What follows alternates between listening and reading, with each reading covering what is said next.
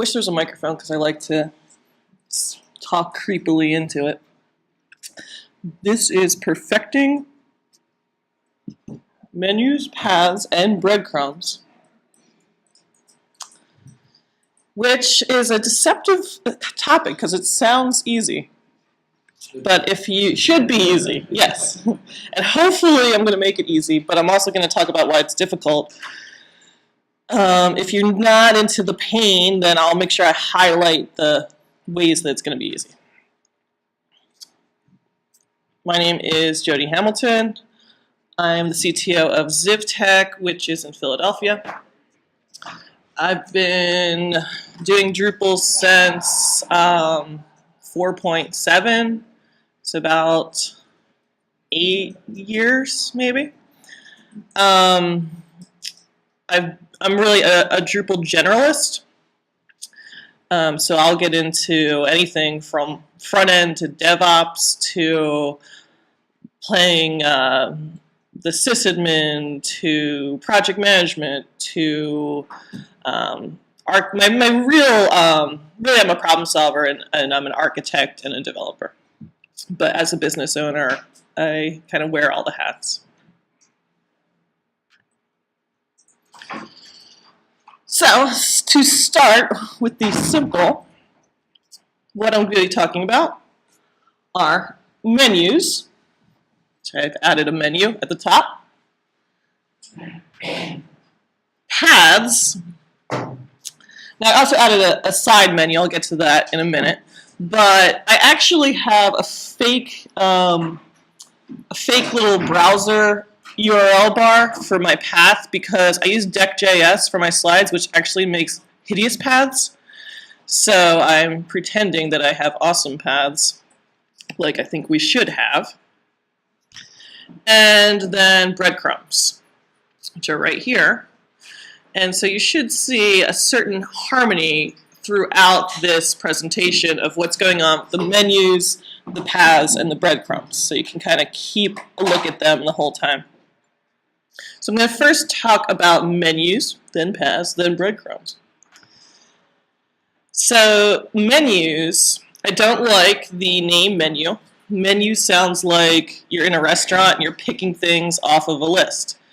That's not really what we're talking about at all, right? We're talking about a hierarchical navigation structure. A better word would be a tree or a navigation tree. And in Drupal's menu system, it's even worse because the menu system in Drupal handles things that are both visible menus and just like callbacks for pages. So it's not really clear what a menu actually is. But I think we can agree that it really should be a tree, and that if you have one site, you should have one tree. And of course what I mean by a tree is that there would be a bottom, which would be the home, and then there would be branches that would have like sub-children. So if you have one site, you should have one tree.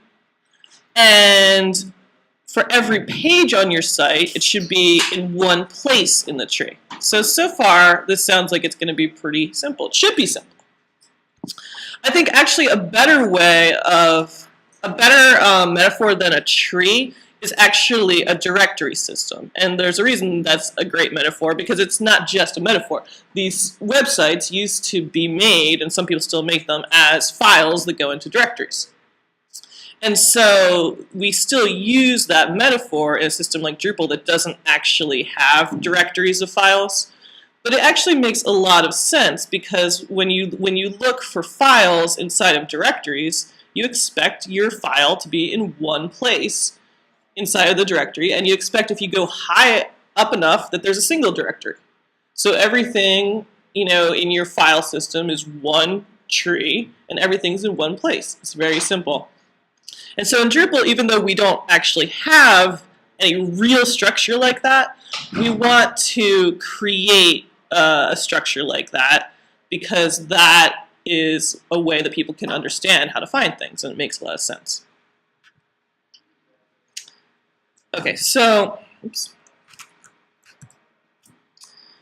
So I think we could think of menus as being an actual menu tree conceptually out there somewhere, or think of it as that directory system. And then you can also think of things that are more like menu-ish, because they are displays of some part of some tree somewhere, but they're not actually that real menu structure itself. So, and then a lot of times you'll have on your site, you'll have your main menu, which roughly corresponds to your full menu tree. But then you have these other menus that Drupal calls menus, like the footer menu or the user menu that says log in, log out. Or you might have a little task-based menu for your admins to get somewhere. And some of these menus, like the footer menu, I used to really feel like your footer menu had better be a real menu. You can't just put some links down in the footer. That's doing it wrong. But now I feel like, the footer menu isn't really your main menu tree. I don't really care if you use Drupal's menu system to make it, or you just put some links in there that you edit later, because ultimately it's just kind of like a display thing. It's not a real important structure to your site. And people don't really change what's in the menu. Like, the assumption, I think, in the Drupal menu system is that people are going to be constantly changing what's in their menus. And in real life, it's a lot of the projects that we do are big projects where there's a lot of discussion about what goes in the menus at the beginning of the project, and it's not something that people just like randomly add things to later on. So the whole convenience of, we can drag and drop them and rearrange them is one of those Drupal features that isn't necessarily that important anymore. Okay, so now I'll get into what kind of one of the main problems is with this whole system. When you have a single page, which you can also think of as like a file in your directory system, it should only have one URL, because every time I'm looking at a page, I can only see one URL. Notice I only have one white bar at the top. I don't have to. I can only see one breadcrumb. I also only have one little area here for breadcrumbs. But I can put this page into the Drupal menus as many times as I want to. And that creates a lot of confusion. So now everything was so simple. We had one page, one path, one breadcrumb, one site, one tree. Oops, but we can put the page in the menu multiple times. So what we usually do in programming or in building anything, when we have something that you can have more than one of, but you kind of need to only have one, we call one of them canonical. So you have that with your environments as well. Your production environment is canonical because it's special in some way. Even though you have multiple environments, one of them is special. So that's how we should solve this problem. So if we have if one page is in the menu multiple times, only one of those times should be the canonical place, because everything like the breadcrumbs and the paths can't be in harmony unless it's in harmony with that canonical place. And when you think about file systems, the way they handle that is symlinks, right? So when you use a symlink in Unix, you can put your file in multiple places when you need to, but there's really only one canonical place. The other ones are just links to it. So I was thinking about this a lot, because you always run into this where people they really have real reasons why they need to put something into the menu twice. They need to put the contact page into the footer menu, but then they also need to put the contact page under about in the main menu. And now one way I would solve that is by saying, hey, the footer menu is not really a real menu, don't worry about it, it's obviously not canonical. But then you can get into positions where they need to put one page into the main menu in two positions. And it's very important to them as an organization that this page is under two positions. So what I thought was, we already have a system for determining which menu item is special for Drupal nodes. We're just not using it. So when you edit a Drupal node and you can add it to the menu right there, you can only put it in there once. But in the menu administration, you can put it in there as many times as you want. So why don't we just say that the one on the node edit page is canonical? Now we're fine. We can edit that one, and we'll know which one is going to be canonical and how all the structure is going to be built around it. So I thought that was a pretty straightforward. So Tim and I made a patch for this a few years ago. It's like a one-line patch, and it has never been committed, but I, of course, use it on every project and don't have this problem anymore. And I'll talk later about how to use these patches a little bit easier. So the next thing to talk about is menu block. So if you notice that I have on the top here, I have my main navigation, but it's only one level. It could also be dropped down if I wanted to. And then on the side, I have this second level of the navigation. That is the type of navigation that menu block can make for you very easily, which is very nice. I forgot what I was going to say. But the menu block, it's just a module called menu block. I really make all of my menus out of menu block. I don't use the core menus. I was going to say that in Drupal core, there's this idea of primary links and secondary links, like the secondary menu. It makes no sense. Nobody could ever, there's like some setting where you can change how it works. So it could be like a second menu, or it could be part of the other menu. It's so confusing and weird, like, I don't even like to mess around with that. But menu block makes it all make sense. You can just say that you want to show the second plus levels as a separate block. And by the way, this right here and this right here is the exact same thing. It's just CSS makes it look different. They're both just lists. You can display your menus as however you want graphically, and you can output them all with menu block. So definitely use that. This kind of secondary navigation can be very useful. And you can see also I have on here, I'm showing that when I'm on this subpage, this lets me go back up to the parent or to the siblings. It shows me which one is active. I'm also showing which parent is active up here, so I know which section I'm in. Then of course the breadcrumb we'll talk about later. Path I'll talk about later, but there's a lot of cues. I mean, I have very little actual content because my slides kind of suck, but I have a lot of structure. You can really tell where you are. Okay, so I like to look at things that are really bad. I think that they have helped me the most to understand how to do things well. So some of the really bad practices you see in menus, one of them is the handmade menus. So you get into that when, say like a client is using Panelizer, or they're just adding their own blocks. They will tend to write their own like links as like a pseudo menu, and then on the next page they'll like make another separate list that's also a pseudo menu, and they're always inconsistent and they can't stay in sync because they're all separate. That's always a problem. Another problem is crowded menus. So this is more of like a design usability problem. You run into those sites where they have so many things in the menu, like you can barely even read it. And it's not necessarily that they're a huge organization or that they have a lot of content. They're just like shoved it all into like one level of the menu.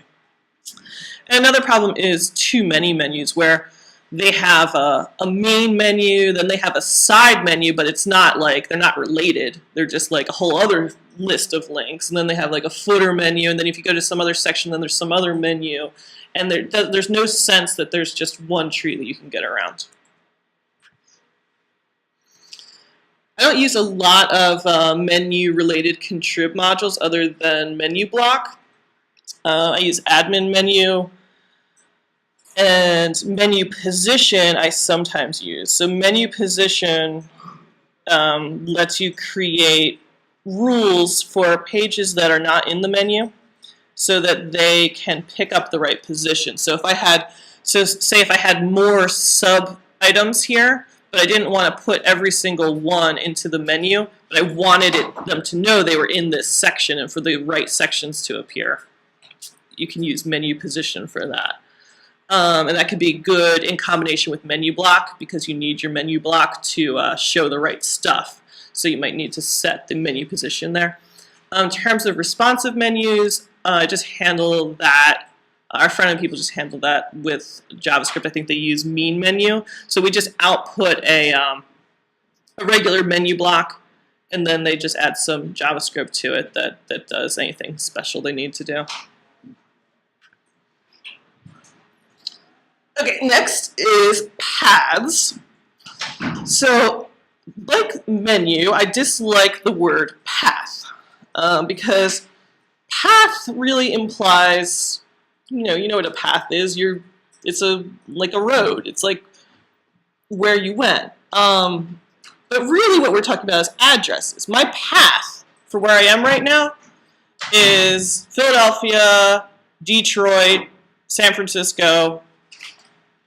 That's irrelevant, right? We're all in the same place. If we all did our paths like that, we would all be at a different place according to the path, right? So a path really is not, they try to call it a path because it's like, oh, well, say we all went from this page, then we went to this page, then we went to this page, then that would be our path. But that's not how the internet works. We could get there any way we wanted to. Somebody could have just sent me that link in a chat and I got there. That's my path. So it's not really a path at all. It's an address. And I think I get very, very emotional about paths or addresses because they're the central thing that makes the whole internet work. If you care about the internet and doing good work on the internet, you should care about paths because they're what makes everything work. They're so fundamental. So these are part of your UI. They're part of your design. So I think when you're making designs, you should include the path in the design because it is a visual aspect of your site. They're part of your navigation because people should be able to use them to navigate their site. Not everyone does that, but I do. I think a lot of people do. I think more people would if they were more consistently working. And I put self-respect because I think people who work on the internet should respect the path. Maybe not the term, but I don't think it's okay to just make crappy URLs and not really worry about it. Yeah. Do you always use the node ID? In the path? Yes, because I think if you use auto path or node, then if you change the title, then does that mean the menu doesn't automatically update, right? Right. I'm going to get to that in path auto. I'll cover that. So yeah, I just think people should be more serious about paths. And when someone has a request to do something that breaks the way paths should work, you have to say no. You have to say, look, like, I don't care what you want your back button to do.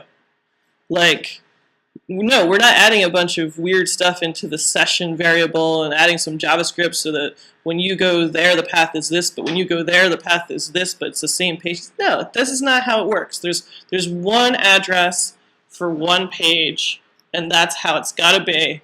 And I think it's really,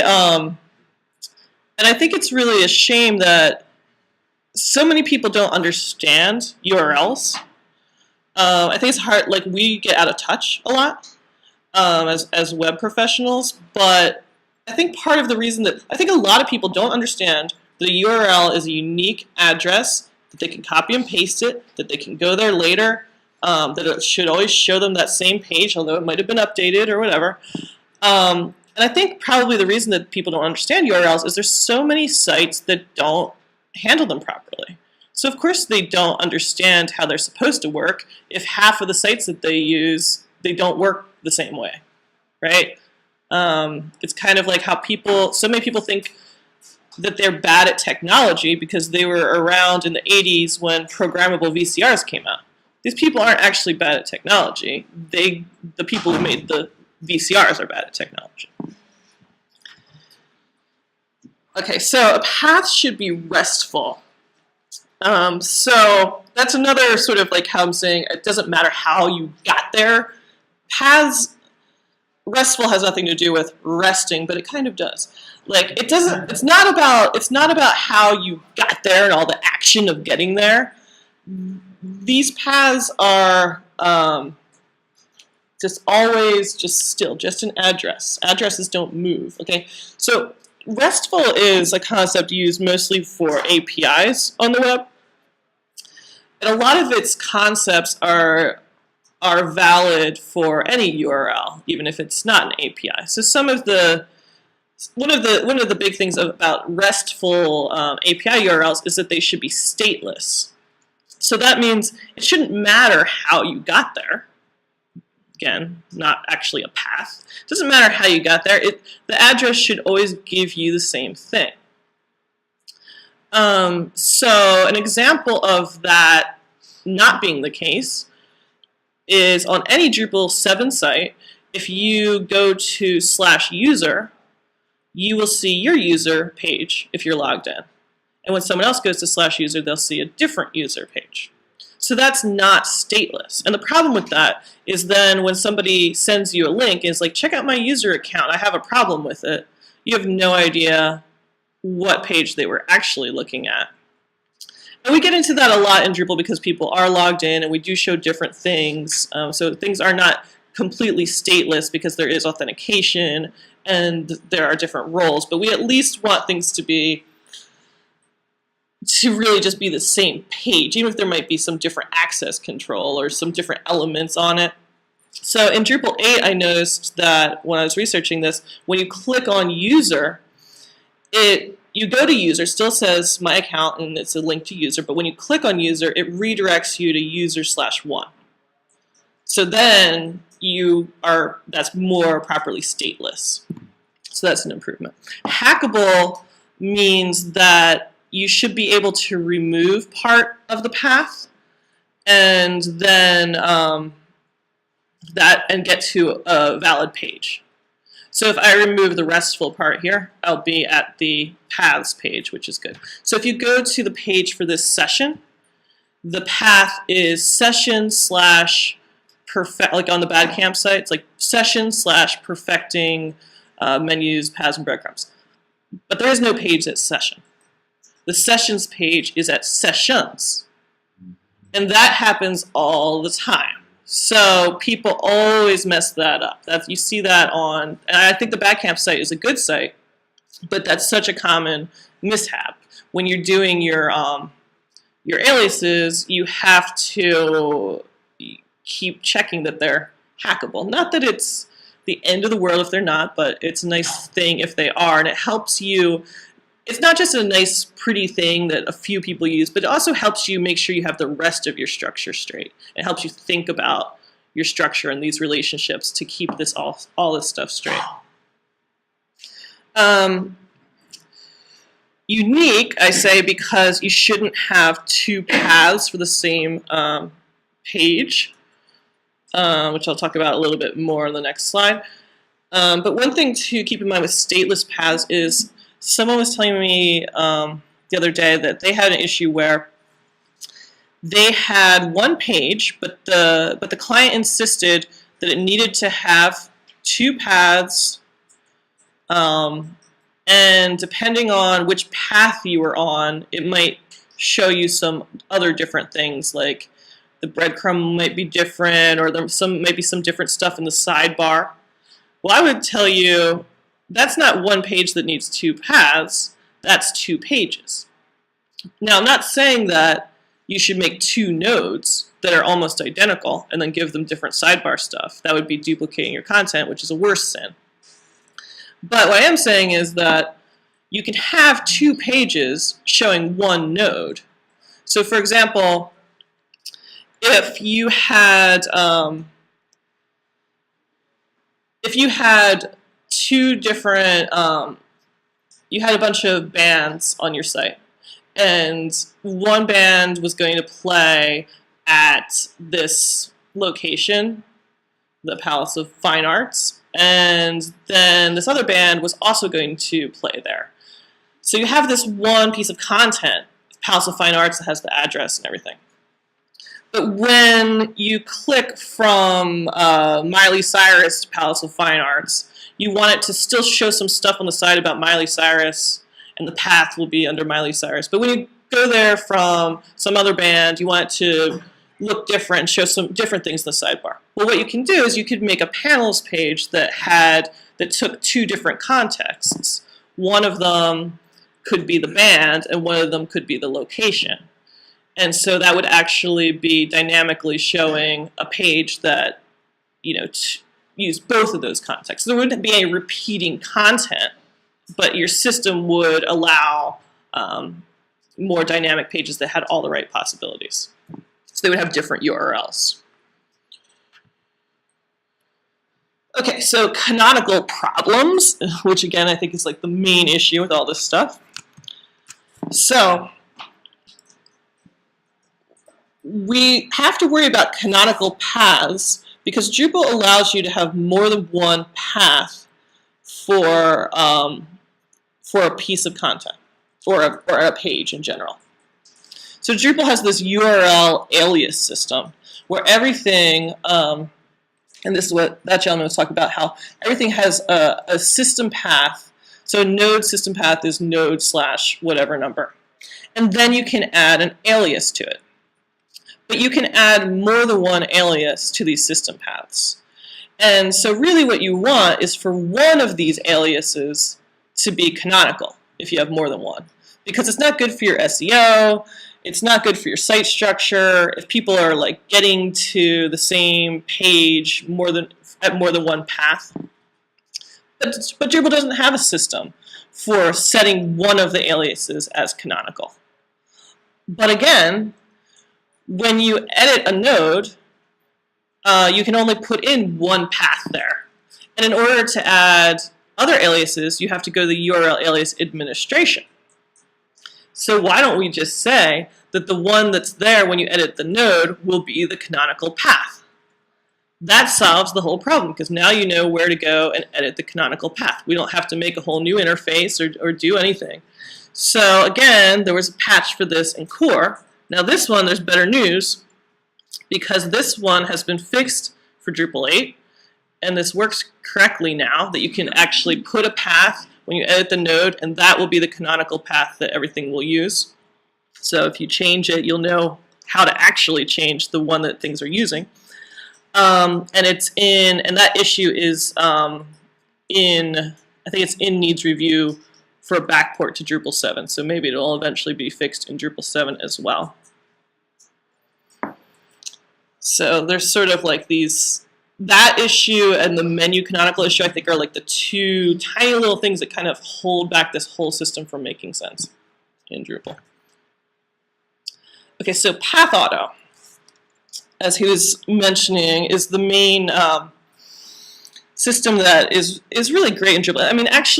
I'm really bashing on Drupal, but how it handles these things in core, but Drupal kind of has some of the best path system. The menu system I think is pretty bad and the breadcrumbs are really bad, but the path system is actually pretty good. When you go to a Drupal site, you usually see pretty good human readable paths. And I think it's interesting how first in Drupal there was this idea of clean URLs. And a clean URL was just that it didn't say index.php *q equals blah, blah, blah. And back in the day, like that used to be a great thing that Drupal did. Like we had Apache rewrites and we had proper URLs, unlike, when you go around the web, if you are anal at looking at paths, it's ugly out there. And the Drupal sites are usually good. They don't say like .asp blah, blah, blah. Then when you click on it again, it disappears. And so one of the things that has always made the Drupal paths so good is path auto. So Path Auto helps you to make consistent human readable URLs. And so we've all been using Path Auto for a really long time, and so I just wanted to share how I like to set it up. There's this wonderful token, Node, which is a long name, Node Menu Link Parents Join Path. And I like to use that for anything that is a type of content that you would typically be putting into the menu. Because then it will, when you create a page and you put it in your main menu, it will create the path automatically to match the position in the menu, which is exactly what you want. If you notice on my, if you look at my paths, I'm trying to make them always match what's going on in the menu. So paths/path auto, I'm in paths, underneath path auto. They're the exact same structure. So if you do, but you don't want to have to reproduce the same structure multiple times, because that's just extra work and extra ways to mess up. So if you set this and forget it like this, then all of your things that are in the menu will come out just fine. And if you don't put your page in the menu, it'll just come out as node title, which is perfect. It's just a contact page. I didn't put it in the menu. You just link to it from somewhere else. It'll just be called contact. Where would you put that? In the Path Auto settings. So Path Auto is, What's the configuration? yeah, Path Auto is a module, and then it has configuration for each content type, and you put in these tokens. And then what I do is for other content types, I put usually the plural form of the content type. So content types should have singular names like page, event, bio, and then but in the paths you want the plural form, because you will typically have a landing page that's the plural form. So because my landing page will be events or people or whatever. And then if you have other ways that you're categorizing these things, you can put that in the paths as well as another level, like put the category of people in there or whatever. And then the other thing that's important is what is your Path Auto update settings. And I see this wrong over and over again. So there's a setting in Path Auto that says, what should I do when you're updating content to these automated paths? Should I do nothing? Should I make a new alias but keep the old one there? If you have redirect module, it'll say, should I make a redirect? Or should I delete the old alias and make a new one? And these settings are super important. So what I like to do is, before a site launches, while it's in development, I keep the setting on, just delete the old alias and make a new alias, because I don't want to have all these extra aliases accumulating when I don't need them. But it's really important for a live site that your URLs stay what they were and don't disappear on people. It's really bad for your SEO. It's really bad for the whole experience of the site if you have URLs that are disappearing. So you can't let that happen. So when a site launches, I change the Path Auto to be don't make any changes to the alias when you're updating content, because that also prevents problems from the fact that I use this type of pattern where I'm basing it on the menu. Because if I change like something above that item in the menu and its path changes, now nothing makes sense anymore because the ones below it haven't changed. Yeah. Occasionally we have a situation where the original title has become politically incorrect, and we don't even want it to show up in the URL, and that way, in those cases, we really have to change. Right, that. but then you want to do that. You want to do that manually, not have it happen automatically. So then you can still change your paths, and in that case, you might want to make a redirect, unless you want to pretend that you never did that at all. But in some cases, you might need to change the paths of other things, like if it's part of a menu structure. If I decide to change the path of about here, if I changed about to something else, and then I wanted to change that path, well, I have other things underneath about. Oops. About is my home page, so that's confusing. So then I would have to change, like about definitions, I would have to change that path too. So when it gets into something hairy, then I like to just do it manually. And what I do is, because I have certain things that I have to change on launch, I have a launch checklist that I always use that includes those, but I also have a module called Habitat where I can set up certain things to be different in different environments. So that way when I launch, I just change my environment from dev to prod, and when it's a prod environment, then it changes a bunch of these other settings for me. So it's more foolproof. Yeah, it's called Habitat. Path Contrib. So these are just some popular, or not popular, but ones that I like of contributed modules related to paths. Global redirect is useful, but I don't always use it because it's sort of like not, when I have all my paths well, I feel like it doesn't help me that much, and I like to have as few modules as possible. But global redirect helps with the problem of canonical paths and the fact that Drupal has multiple paths to get to the same place, because it forces you always to the one path instead of, if somebody types in node/5, it won't just keep that in their address bar, it'll redirect them to the right path.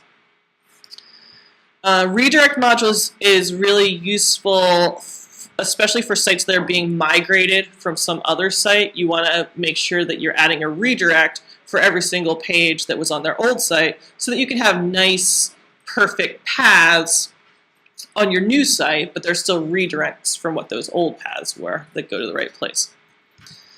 Linkit I use a lot. It's a little widget that gets added to link fields and to WYSIWYGs, and it helps the end users put links in by letting them find content around the site and then putting it in as a relative path.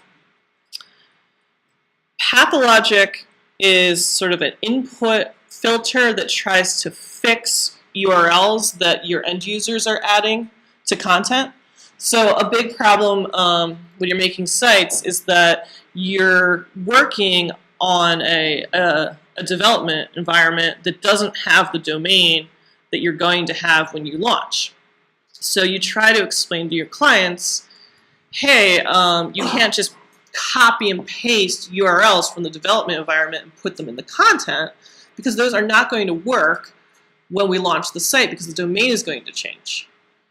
If that usually doesn't help them, because they don't really understand what URLs are, because they've lived in this world of confusion about how the web and URLs work. So you can add this pathologic module which tries to clear it up, because it clears up, like it removes the absolute URLs that they're adding and makes them right. But I don't usually use that because I feel like it's just, I just try to minimize how much code I'm running on my site, and I can solve the same problem right when I launch. The only time that I need to address it is right before I launch the site. And so right before I launch the site, I just search the database and make the fixes in the database, and it's just a one-time thing. So I feel like I could just have one less module and just do that once. Yeah. And we have a problem, like when we were using the overlay, which I've gotten rid of for other reasons, but people would just, staff would just paste in your old, including the pound overlay equals. So there's all this cruft. Yeah, the overlay creates URL confusion, which I think is one of the main reasons people don't like it, because it's like, it adds some usability improvement, but anything that I feel like anything that adds something but at the expense of URLs, that's too much of an expense. URLs are everything. They're the whole web. So will Pathologic clean that up, or? I don't know if it'll clean up those. I don't think so. Pathologic is really good for inline images. Yeah. For publishing workflow. Yeah. When they input the image in line on the get staged and pathologically keep being Right. working online. Thank you. There's an issue with linkage. You use linkage for internal links, like in the body. Without pathologic, if you put in, it'll still go to like node/51, unless you put in pathologic to install URL. So I find that's a problem because that's how linkage works. Right. So you, But I maybe it's know better to use that, both. But yeah, so. Okay. Okay, so Path's Hall of Shame. There's so many. And I think there's sort of like, we live in kind of like a privileged internet where we go to better websites than our parents do. Because when you watch your parents on the internet, like the paths on the sites that they go to don't make any sense. And that's probably why they don't know how to copy and paste one to you, because it probably wouldn't work if they did. So one of the big issues is pages where I'm a big right clicker, open a new tab. That's like how I explore things, because I have 10 links on some page. I don't know where I'm going to find what I'm looking for. So I open all 10 of them, and then it's like a checklist. I close each tab as I look at it. And I don't think I'm the only one that does that. But so these sites where the links only open in JavaScript, and so when you look at your tab, it's just a blank tab. That's not cool, right? I mean, you can have it so that it opened in JavaScript if you wanted to pop up or whatever weird interface, but it should also work as a link as well if they actually opened it as a link, right? Separate mobile sites, I think everyone has kind of agreed that that's a huge mess. When somebody puts something in Twitter and it's like a link that's either mobile or not mobile, and then you're not mobile or you are mobile, and then you click on it, and then you don't see the page, and then you click on, oh, let me see the full desktop version of the site, and then it takes you to the home page. That's not okay, right? Like, I was better off just without the extra mobile site, because then my URLs worked. I had to move like this, but I could at least see the content I was looking for. That was the whole point of the internet, not this other stuff, right? Obviously, unhackable paths, where if you take out part of it, there is no page there, is a big problem as well. That's a super common one. There's actually not, I think the vast majority of sites out there do not have hackable paths. So I think we've kind of like, we're moving up in Drupal, where we used to talk about clean URLs, and then we talked about human readable URLs, and now we're talking about RESTful URLs and hackable URLs. So we're getting better. Okay, breadcrumbs. This is the really nasty stuff. So a breadcrumb, I strongly believe, should be just a sort of more human readable version of your path. So you see that throughout this site that the breadcrumb and the path are almost the same thing, and I even use slashes as my divider in the breadcrumb to hammer that home. Oops. Where's my navigation?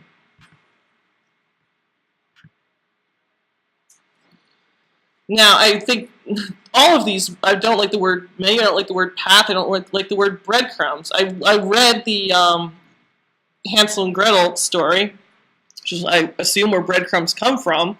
It wasn't a successful strategy. The first thing they did was they used stones, which worked out, and then they couldn't find any stones, I guess, so they used breadcrumbs, and that was how all the bad things happened to them. So it's not necessarily... it's sort of like what in the Drupal community when they talk about have you drank the Kool-Aid? I mean, you know that drinking the Kool-Aid kills you, right? I mean, it's not a good metaphor, really. So yeah, I think so. My whole thing with breadcrumbs, I did a project. I'm running out of time, but I did a project that was called Cleveland Art, and we didn't do the design, but it was a very complicated menu project because each of these like cards are like part of the menu. But because of the way that the navigation was with the breadcrumbs here, it looks exactly like URLs. Let me get out of here. And that was when I really realized the connection here so clearly. Because here it is, Cleveland Museum of Art, exhibitions and events, exhibitions. clevelandart.org, events, exhibitions. It's always the exact same thing. Now, on their old site, before we migrated, the URLs were completely insane. Like, nutty Java people did it. But, yes, so then I really realized, oh, they're exactly the same. So, the answer to how to make your breadcrumbs make sense is clear. Which tab is my presentation is not. Okay. So you want your breadcrumbs to follow your path. Now in Drupal 7 and in previous versions of Drupal, the breadcrumbs made 0 sense at all because the breadcrumbs are based on menu positions, which again have no canonicalness. You can have things in multiple places. So if you're basing your breadcrumb, which you can only have one of, off something that you cannot set to be canonical, you have nothing but pain. Also, it would try to set your breadcrumbs based on the navigation menu instead of the main menu. And most of your content is not even in a menu. So breadcrumbs in Drupal, if you go to the BadCamp site or you go to like almost any Drupal site, they either just get rid of breadcrumbs because they don't have the budget to get this straight, or they use one of these custom modules. So there's like all of these different contrib modules, for trying to fix breadcrumbs in Drupal. Custom breadcrumbs, menu position, menu breadcrumb, crumbs, Hansel breadcrumbs, path breadcrumbs, breadcrumbs by path. This is just a small, these are just the ones that I think are halfway decent. There's like 1 million of these. So, spoiler, the breadcrumbs by path, I've used all of these extensively, constantly trying to get my breadcrumbs straight and not have like huge headaches and it be a huge part of the project for something that should be simple in a CMS. Breadcrumbs by path, I decided, that's it. I love that one. All it does is, if you make your paths perfect, which by the way, I think you should, your breadcrumbs will be perfect because it just bases them on the paths. And so if your paths are already hackable, your breadcrumbs will be perfect. And there's really no configuration, no special work you have to do. It's just done. So I just go with that. In Drupal 8, this is a blog post about how breadcrumbs work in Drupal 8. To sum it up, by default now they're path-based, so everything is going to be great. So path-based breadcrumbs have one, no more insanity like that.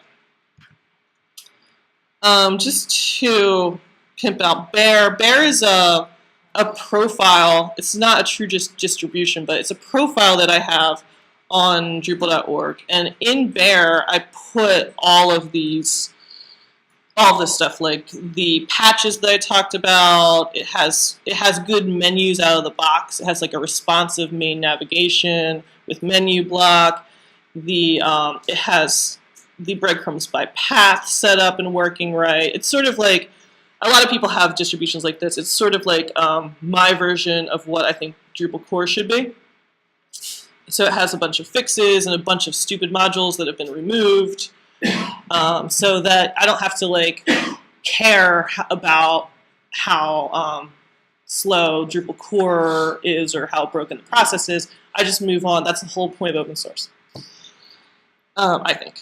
So yeah, you can check out my Bear distribution. If you don't want to go into the details, it handles all the breadcrumbs and paths and menus very well. Okay, questions.